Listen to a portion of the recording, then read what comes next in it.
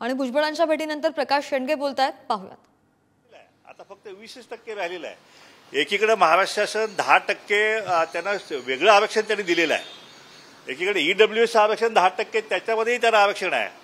इकडे कुणब्यांचे 80% दाखले घेऊन तेही ओबीसी मधलं आरक्षण आहे। म्हणजे एकंदरीत ह्या महाराष्ट्रातला हा जो गरीब पावणे चारशे हा गरीब ओबीसी समाज जो आहे तो तेली माळी साळी कुष्टी कुंभ धनगर माळी हे सगळे मंडळी जे आहेत यांच्या मुलांनी काय करायचं महाराष्ट्रामध्ये, अशा प्रकारे दिवसाढवळ्यात जर ओबीसी आरक्षणाचं वस्त्रहरण जर महाराष्ट्रात होत असेल तर या महाराष्ट्रातला ओबीसी कदापि स्वस्थ बसणार नाही। तसं उत्तर जे आहे ते महाराष्ट्रातला ओबीसी दिल्याशिवाय राहणार नाही। आम्ही आज भुजबळ साहेबांची चर्चा केलेली आहे। 4 तारखेनंतर आमची एक व्यापक बैठक सगळ्या ओबीसी समाजाची आम्ही घेऊन पुढील आंदोलन जे आहे, ज्या एकीकडे मराठा समाजाचं आंदोलन झालं तर आम्हाला ओबीसीचं आंदोलन जे आहे ते महाराष्ट्रामध्ये शेवटी तेवढ्याच ताकदीनं आम्हाला उभा करावं लागेल। त्याशिवाय आमच्याकडे दुसरा पर्याय राहणार नाही। एकीकडे राजकारण गेलं चुलीत, पण आम्हाला हे आरक्षण जे आहे ते महत्वाचं आहे, ते आम्हाला टिकवणं महत्वाचं आहे।